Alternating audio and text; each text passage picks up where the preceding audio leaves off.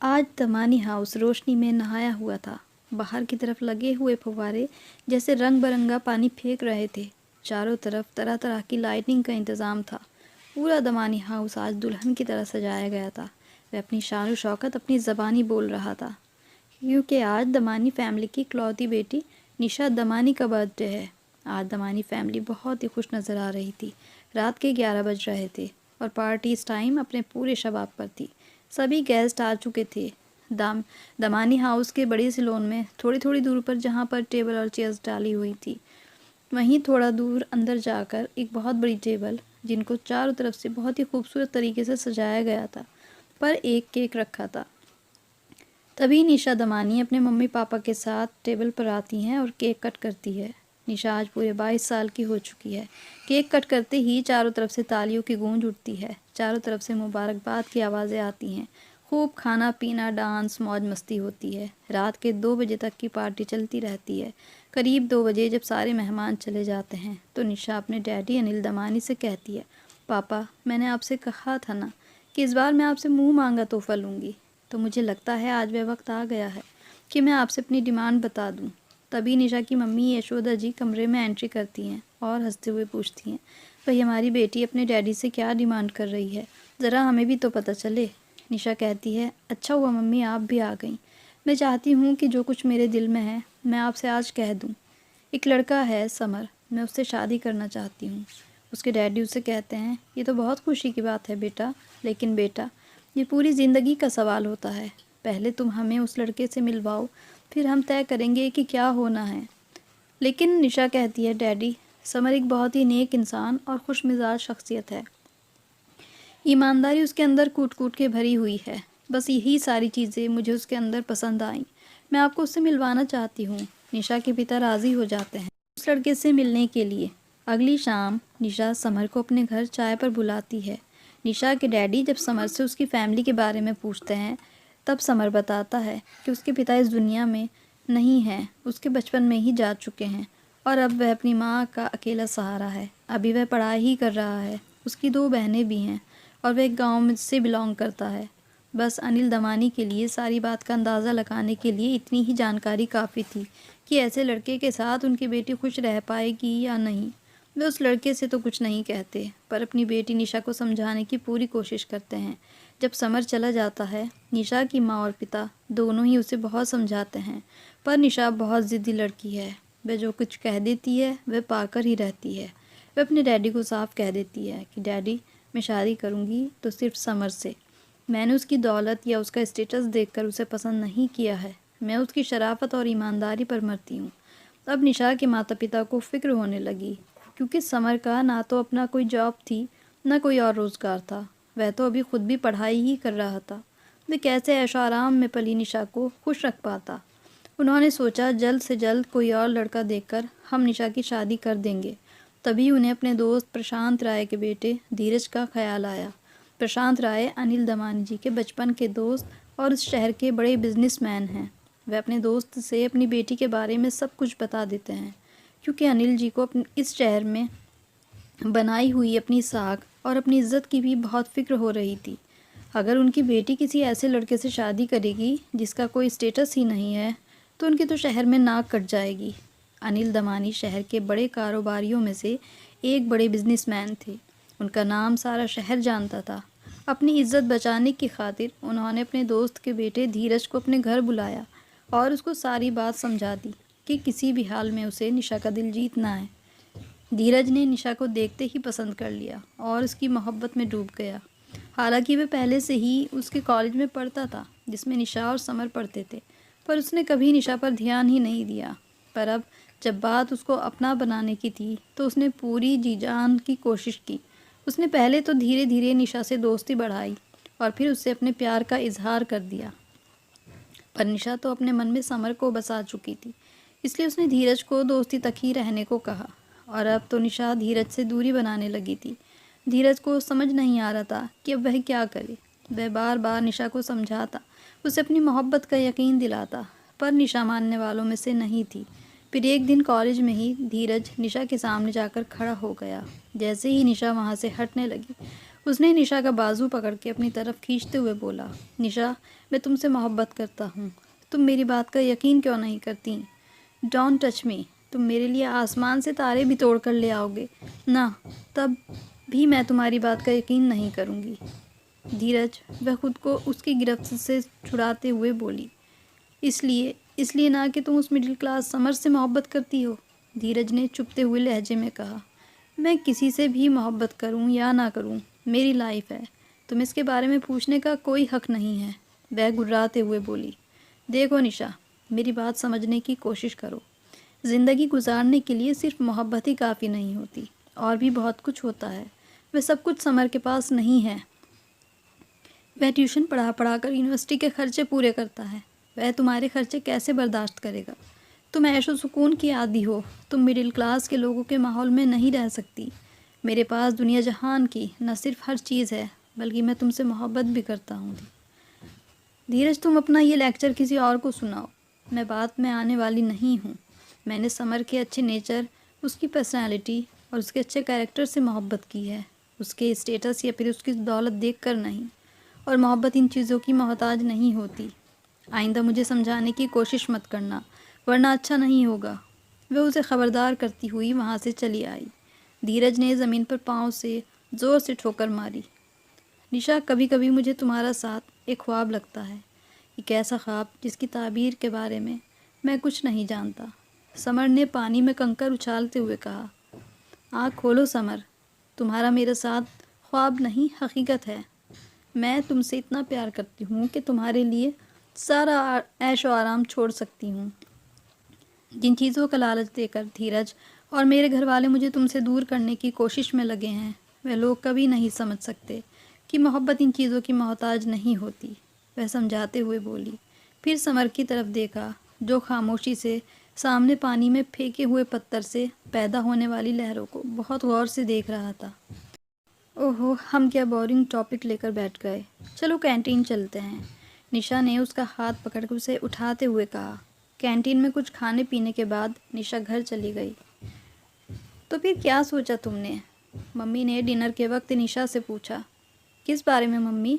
वह लापरवाही से बोली। वही धीरज के प्रपोज़ल के बारे में। उन्होंने कुछ सख्त लहजे में कहा। प्लीज़ मम्मी, इस टॉपिक को यहीं ख़त्म कर दें। मैंने पहले भी आपसे कहा था, आप क्यों इस बात को रोज़ाना दोहराती हैं? वह उकताए हुए लहजे में बोली। बेटा, आप रिलैक्स होकर खाना खाएं, हम फिर कभी बात कर लेंगे। डैडी ने बहुत नर्म लहजे में कहा। आपने ही इसे बहुत सर पर चढ़ा रखा है। इकलौती होने का ये मतलब नहीं है कि यह समर जैसे मिडिल क्लास का हाथ थाम ले। वह गुस्से से बोली। डैडी, आप लोग इस टॉपिक को लेकर बैठें, सुकून से बात करें। मैं जा रही हूँ, मुझे खाना नहीं खाना। वह उठकर चली गई। अनिल जी और यशोदा जी ने दुख से अपनी लाडली बेटी की तरफ देखा, जो इतनी ज़िद्दी थी कि जिस बात या काम के पीछे पड़ती वह करके ही छोड़ती थी। फिर उन दोनों ने भी खाना नहीं खाया। समर, तुम गांव कब जा रहे हो? निशा के लहजे में ऐसा कुछ था कि वह चौंक सा गया। क्या बात है निशा, तुम कुछ परेशान सी लग रही हो। समर, धीरज ने जब से प्रपोज़ल भेजा है, मम्मी डैडी मुझसे रोज़ पूछते हैं। मैं 1000 बार मना कर चुकी हूँ, लेकिन वह कहते हैं कि धीरज न सिर्फ हमारी क्लास का है, बल्कि उसके डैडी मेरे डैडी के गहरे दोस्त भी हैं। इसलिए मुझे हाँ कह देना चाहिए। इसलिए मैं चाहती हूँ कि तुम गांव जाकर अपने माँ और बहनों को ले आओ। निशा की बात पर वह और परेशान हो गया, लेकिन मुस्कुराकर बोला, तुम फिक्र मत करो, मैं इसी हफ्ते जाऊँगा और उन्हें ले आऊँगा। लेकिन तुम्हारे घर वाले? समर, वह मेरी जिम्मेदारी हैं, तुम बस उनको ले आओ। उसने मुस्कुराकर उसकी बात काटी। ओके, ठीक है। मैं कुछ मुतमईन सा हो गया, क्योंकि अभी घर जाकर अम्मा को समझाना था। वह मुंबई इसलिए आया था कि पढ़कर अच्छी जॉब हासिल करेगा और दोनों बहनों की शादी करेगा। ये तो उसने कभी सोचा ही नहीं था कि यहाँ वह निशा की मोहब्बत में इतना डूब जाएगा कि सब कुछ पीछे छोड़कर उसे निशा के बारे में ही सोचना पड़ेगा। मम्मी, समर गांव जा रहा है, वह अपने घर वालों को साथ लाएगा आपसे बात करने के लिए। निशा ने यशोदा जी को जानकारी दी। चाय पीते हुए उन्होंने बात बहुत गौर से सुनी, फिर कुछ सोचते हुए बोली, तुम भी उसके साथ चली जाओ। जी? वह चौंक गई। इसमें इतना हैरान होने वाली कौन सी बात है? तुम उसे पसंद करती हो, उससे शादी करना चाहती हो, तो शादी से पहले उसका गांव, उसका घर, उसका रहन सहन तो देखा हो। मेरे ख्याल में इसमें कोई हर्ज नहीं। उन्होंने बहुत सुकून से जवाब दिया। मम्मी, आप कह तो ठीक रही हो, मैं समर से बात करती हूँ, वह मुस्कुराते हुए बोली। फिर मोबाइल पर समर का नंबर मिलाते हुए वहाँ से उठ गई। हमारी बेटी बहुत खुश लग रही है। ऐसा क्या कह दिया तुमने? अनिल जी ने आते हुए बेटी को खुश देखकर पूछा। अब हमारी निशा धीरज से ज़रूर शादी करेगी, वह चाय का कप रखते हुए बोली। मैं समझा नहीं। यशोदा जी ने उनके लिए चाय निकालते हुए सारी बात बताई। तो तुम्हारा क्या ख्याल है, वो उसका घर वगैरह देखकर शादी से इनकार कर देगी? मुझे नहीं लगता। वह चाय का कप पकड़ते हुए बोले। वह मेरी बेटी है, इतना तो मैं उसे जानती हूँ। अगर इनकार नहीं करेगी तो कुछ लम्हों के लिए सोचेगी ज़रूर। उसकी सोच में हल्की सी दरार ही उसके सिर से मोहब्बत का भूत उतार सकती है। यशोदा जी की बात सुनकर उन्होंने समझते हुए सर हिलाया। निशा ने जब गांव जाने के लिए कहा तो समर खुशी खुशी राज़ी हो गया। अच्छा था, उसके सामने अम्मा ज़्यादा पूछताछ भी नहीं करेंगी। निशा बहुत खुश थी। ज़्यादा खुशी उसे इस बात की थी कि मम्मी डैडी ने खुद उसे इजाज़त दी थी। बस में सफ़र करके आगे के रास्ते गांव में वे बैलगाड़ी से गए। ये सब उसे इतना अच्छा लगा कि वह बच्चों की तरह खुश हो रही थी। फिर वह एक छोटी सी गली जिसमें गंदे संदे बच्चे खेल रहे थे। कच्ची गली में जगह जगह पानी भरा हुआ था, जो न जाने कितने दिनों से भरा पड़ा था। उसमें मच्छरों की भरमार थी। निशा ने बदबू की भरमार से मुंह मोड़ लिया। समर सर झुकाए उसके साथ चल रहा था। फिर वह एक कच्चे और छोटे से घर के आगे रुक गए। लकड़ी का टूटा फूटा सा दरवाज़ा जिस पर टाट का पर्दा लगा हुआ था। सामने छोटा सा बरामदा जिसमें लकड़ी का तख्त बिछा हुआ था, जिस पर पुरानी मगर साफ सुथरी सुर्ख रंग के फूलों वाली चादर बिछी हुई थी। तख्त पर बैठी एक बूढ़ी औरत चश्मा लगाए चावल चुन रही थी। अचानक उन्होंने सामने से देखा। शुक्र है समर, मेरा बेटा आ गया। कोई खबर भी नहीं दी मेरे बच्चे ने। अरे जूही रानी किधर हो? देखो भाई आया है। कमरे से दो लड़कियां तकरीबन एक सी शक्ल और हम उम्र लग रही थी। कमज़ोर सी साफ़ सुथरे सादा से कपड़े पहने निकली। भैया समर से लिपट गईं। फिर उनकी नज़र निशा पर पड़ी तो वे चौंक गईं। ये इतनी खूबसूरत लड़की कौन है? उनकी आंखों में हैरत थी। अम्मा भी हैरान होकर देख रही थी। अम्मा, ये निशा हैं, यूनिवर्सिटी में मेरे साथ पढ़ती हैं। गांव देखने आई हैं, कुछ दिन रहेंगी। बाकी बातें फिर बताऊंगा। अरे मेरा बच्चा, अंदर आकर बैठ, साथ मेहमान हैं और हमने तुम्हें सहन में ही रोक लिया। अंदर आओ। अम्मा ने बहुत मोहब्बत से उसके सर पर हाथ फेरा और अंदर ले गईं। छोटा सा कमरा जिसमें एक पुरानी कालीन बिछी थी, उस पर प्लास्टिक की कुछ कुर्सियाँ और मूड़े पड़े थे। वह कुर्सी पर बैठ गई। बेटी जाओ, कोई चाय पानी लेकर आओ, फिर खाने का इंतज़ाम भी करो, अम्मा ने बेटियों से कहा। जी ठीक है अम्मा। वह दोनों बाहर चली गईं। बेटी इधर बेड पर आ जाओ, ठीक से बैठ जाओ, सफ़र की थकान होगी ना, अम्मा ने बहुत मोहब्बत भरी लहजे में कहा। वह मुझे फ़्रेश होना है, उसने धीमी आवाज़ में कहा। अम्मा इन्हें ज़रा वॉशरूम ले जाएं, समर ने कहा। बेटा तुम अपने कपड़े निकाल लो, मैं बाथरूम में पानी वगैरह देख कर आती हूँ। वह बाहर निकल गई। तुम आराम से फ़्रेश हो जाओ, चाय वगैरह पियो, हम फिर बात करेंगे। समर ये कहकर बाहर चला गया। उसने एक ठंडी आह भरी और बैग में से कपड़े निकाले। वह मुस्कुराकर अम्मा के साथ वॉशरूम चली गई। वॉशरूम था बहुत ही छोटा था। प्लास्टिक के टब में पानी भरा था, कोई शावर वगैरह भी नहीं था। उफ़, मैं कैसे नहाऊंगी? उसे अपने घर का वॉशरूम याद आ गया। अब मजबूरी थी, सफ़र के वक्त की मिट्टी धूल जमा थी। उससे बर्दाश्त नहीं हो रहा था कि वह फ़्रेश हुए बगैर पानी भी पी ले। जैसे तैसे वह फ़्रेश होकर बाहर निकल आई। उसी कमरे में प्लास्टिक के टेबल पर चाय के साथ बिस्किट, नमकीन, चिप्स वगैरह रखे थे। चाय पीकर उसे मानना पड़ा कि ऐसा जायका उसके घर के बावर्ची के हाथ में भी नहीं है। फिर जब उसने खाना खाया, बिरयानी इतनी मज़े की थी कि उसका जी चाहा वह उंगलियां चाटती रहे। आओ निशा, मैं तुम्हें अपना छोटा सा घर दिखाऊं, फिर तुम आराम करना। एक कमरे में दो बेड लगे थे। उनके सेंटर में टेबल पड़ा हुआ था जिस पर कुछ किताबें सलीके से रखी थी। ये उसकी बहनों का कमरा है। फिर एक कमरे में नीले रंग का कारपेट बिछा हुआ था और सेंटर में बेड लगा हुआ था। दीवार के साथ दो कुर्सियां रखी थी। ये तुम्हारा कमरा है ना? उसने खुश होकर पूछा। यस, समर ने मुस्कुराकर जवाब दिया। फिर तो मैं यहीं आराम करूँगी, वह बेड पर बैठते हुए बोली। जब मैं तुम्हारा तो मेरी हर चीज़ तुम्हारी। उसने निशा के खिले खिले चेहरे की तरफ देखा। अच्छा अब जाओ, मुझे आराम करने दो, वह शर्माते हुए बोली। समर मुस्कुराता हुआ बाहर चला गया। उम्मीद के मुताबिक अम्मा बरामदे में समर का इंतज़ार कर रही थी। वह उनके करीब ही बैठ गया। वह जानता था कि अम्मा क्या पूछना चाह रही हैं, इसीलिए उसने साफ साफ बात बता दी। अम्मा कुछ देर खामोश रहीं, फिर बोली, मुझे तुम्हारी खुशी का पूरा ख्याल है। जहाँ मेरी बेटियाँ हैं, जैसे तैसे मैं मशीन चलाकर, वह बच्चों को ट्यूशन पढ़ाकर इस घर को चला रही हैं। ऐसे ही निशा को भी 2 वक्त का खाना मिल जाएगा। अम्मा के चेहरे पर उम्मीद के बुझे दियों को देखकर समर के दिल को जैसे किसी ने मुट्ठी में ले लिया हो। उसने दिल में फैसला किया कि वह निशा से जितनी भी मोहब्बत करता है, लेकिन माँ से किया गया वादा वह भी ज़रूर निभाएगा। गर्मियों के दिन थे। रात खुले सहन में चारपाइयाँ बिछाई गईं। अम्मा ने कहा, रात बहुत हो गई है, अब तुम लोग सो जाओ। निशा की बड़ी मुश्किल से आंख लगी थी कि उसे गर्मी का एहसास हुआ। वह उठकर बैठ गई। लाइट चली गई थी। उसका दम घुटने लगा था। सब आराम से सो रहे थे। फिर उसे मच्छरों ने काटना शुरू कर दिया। उसका दिल चाहा कि वह ज़ोर ज़ोर से रोना शुरू कर दे। रात भी पहाड़ जैसी लंबी हो गई थी। सारी रात गर्मी, उमस, रात उसने बड़ी तकलीफ़ से गुजारी। सुबह होते ही उसने अपना सामान पैक किया। समर, मुझे घर जाना है, मुझे यहाँ नहीं रहना। लेकिन हुआ क्या है, कुछ बताओ तो सही। वह परेशान हो गया था। बस मुझे जाना है, वह ज़िद कर रही थी। फिर अम्मा और बहनों से हल्का सा मिलकर वह शहर चली गई। बेटी को घर आया देखकर अनिल जी और यशोदा जी को कुछ ज़्यादा हैरानी नहीं हुई। उनकी बेटी थी, वे जानते थे कि जिन सुकूनों में पली बड़ी है। यशोदा जी की चाल काम कर गई थी, लेकिन उन्हें उस वक्त परेशानी का सामना करना पड़ा जब वह बीमार हो गई। उसे मलेरिया हो गया था। उसे अस्पताल में दाखिल करना पड़ा। समर शर्मिंदा होकर उसकी देखभाल के लिए आता जाता था। जब वह ठीक होकर घर आ गई तो यशोदा जी ने उसे समर के बारे में पूछा। तो वह बोली, शादी तो अब भी मैं उसी से करूँगी मम्मी, लेकिन वह यहीं रहेगा मेरे साथ, मैं गाँव नहीं जाऊँगी। उन्होंने समर को बुलाकर सारी बात की। उसे नहीं मानना था, वह नहीं माना। उसने कहा, निशा मेरे साथ शादी करके मेरे साथ घर पर रहेगी, मेरी माँ और बहनों के साथ। बेटा, आप अपने घर वालों को यहीं ले आओ, हम अपनी बेटी को अलग से मकान देंगे। अनिल जी ने उसे समझाया। नहीं अंकल, मैं ये नहीं कर सकता। गरीब आदमी में ईगो बहुत होती है। अनिल जी और यशोदा जी ये बात जानते थे।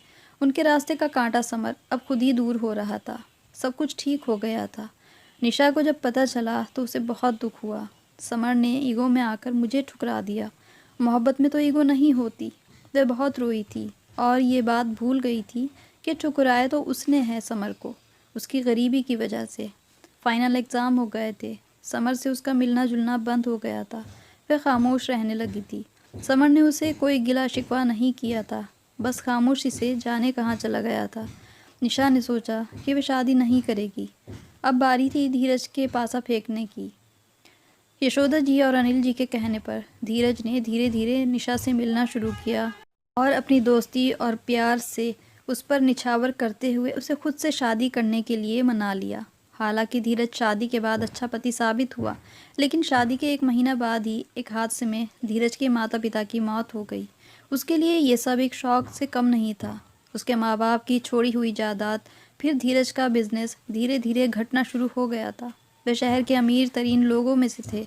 इस तरह वक्त गुजरता रहा और 1 साल के अंदर खुदा ने उसे एक खूबसूरत सा बेटा भी दिया। वह खुद को खुशकिस्मत समझती रही थी और कहीं ना कहीं इस बात का एहसास भी उसके दिल में आता था कि उसने धीरज से शादी करके कोई गलत फैसला नहीं किया। समर से उसने मोहब्बत की थी। कभी कभार वह याद बनकर उसके दिल में चुटकियां लेता था, जिसे वह हमेशा भुलाने की कोशिश करती थी। इधर उसके पिता को भी उसकी कंपनी के मैनेजर ने धोखे से सारी कंपनी अपने नाम पर कर ली थी और आज उसके पिता भी ज़मीन पर आ गिरे थे। यहाँ तक कि उनका अपना मकान भी बिक चुका था। उनके हालात बहुत ख़राब हो गए थे। वक्त बहुत तेज़ी से बदला था। धीरज के बिजनेस में दिन ब दिन नुकसान होता जा रहा था। धीरज जितना संभालने की कोशिश करता, उतना ही हाथ से सब कुछ निकलता जा रहा था। और एक दिन ऐसा आया जब उन्हें अपनी सारी जायदाद से हाथ धोना पड़ा। बैंक से इतना लोन लिया कि वापस ना करने पर बैंक ने उनकी सारी जायदाद जब्त कर ली। वह आसमान से ज़मीन पर आ गिरे थे। उनका आलीशान मकान भी नीलाम हो गया था। यही किराए के मकान में रहने लगे। उस पल निशा को समर का कच्चा मगर हवादार घर अपने घर से ज़्यादा अच्छा लगा। अब तो कदम कदम पर उसे समर याद आता था, जिसे उसने और उसके घर वालों ने गरीबी की वजह से ठुकरा दिया था और आज वह खुद को कोड़ी कोड़ी की मोहताज समझ रही थी। धीरज ज़्यादातर घर से बाहर काम की तलाश में रहता था। घर आता तो ज़्यादातर खामोश और झुंझलाया हुआ रहता। वह भी अब ख़ास काम और ज़रूरत के लिए ही उससे बात करती थी। एक दिन तो हद ही हो गई। निशा ने उससे कहा कि उसे मार्केट से अपनी ज़रूरत की कुछ चीज़ें लानी हैं। वह ये बात सुनकर भड़क उठा था। मैं डाके डालूं क्या? जब तुम्हें पता है कि फ़िज़ूल खर्ची के लिए मेरे पास पैसा नहीं है तो फिर तुम क्यों मुझे तंग करती हो? ऐशो आराम में पली बड़ी निशा बहुत सब्र करते हुए बोली, धीरज, अब जो ज़रूरत है वह तो पूरी करनी है, और ज़रूरत पूरी करने के लिए मुझे आप ही से कहना होगा।